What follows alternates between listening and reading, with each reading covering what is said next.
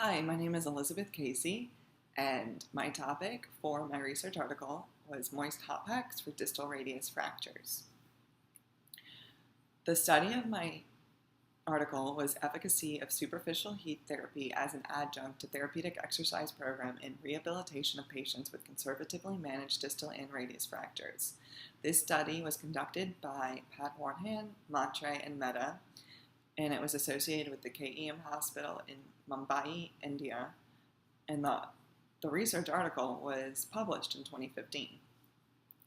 As the title suggests, the study's purpose was whether superficial heat plus an exercise program for distal and radius fractures is a more effective treatment in improving function, pain, and range of motion with patients compared to an exercise program alone. This study had a level 1 evidence, and it was a randomized controlled trial. They had a total of 18 participants, 12 being female and 6 males. Patients were included in this study if they had had a distal radius fracture, and if they had closed reduction and immobilization for 4 to 6 weeks, and if they were referred to the KEM hospital by a physical therapist. They were excluded if they had surgery on their distal radius, if they had any other upper extremity fractures, if they had a diagnosis of complex regional pain syndrome, and any type of neurological or musculoskeletal impairment of the upper extremities. And then also patients were excluded if they had hypertension, vascular disorders, high-grade fever, or open wounds. This study lasted for 3 weeks, and they had a total of 10 therapy sessions. The participants were assessed on the first day and the last day of the study, and they used the pain, or they measured pain on the visual analog scale.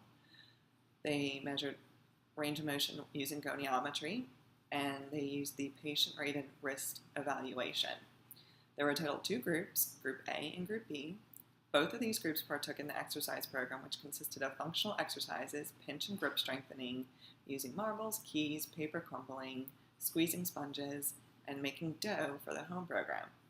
They also looked at radial ulnar joint and wrist active assistive range of motion, glenohumeral joint active range of motion, and elevated hand pumping.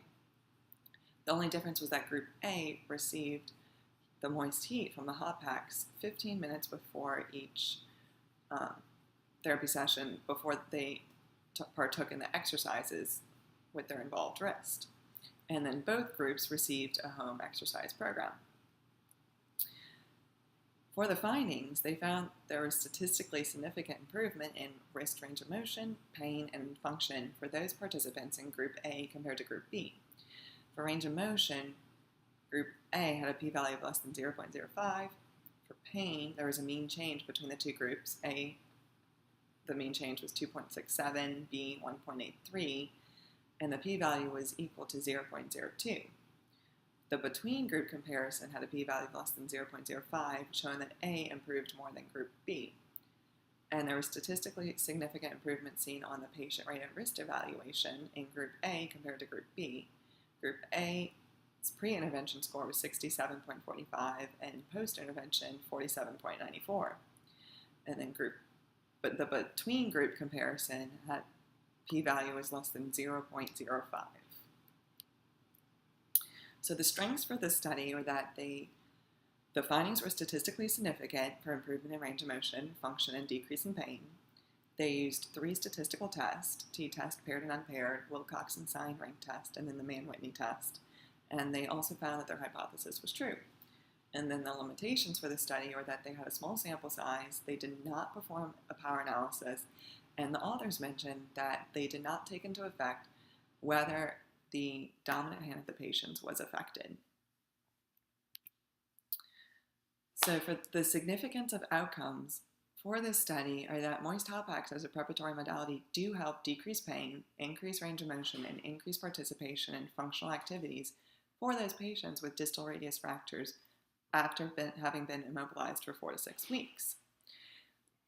And for implications for practice, as a future OT, I plan to incorporate this information into my practice with patients who have had distal radius fractures and educating them on the benefits of it and how moist heat helps to increase tissue elongation in their wrists so that they can better perform functional activities.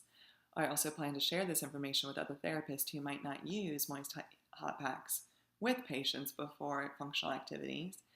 And the findings from this study can also be integrated in therapy with patients who suffer from pain and decreased range of motion in other upper extremity joints to help them increase their participation in activities of daily living. And this is my reference. Thank you for listening to my presentation.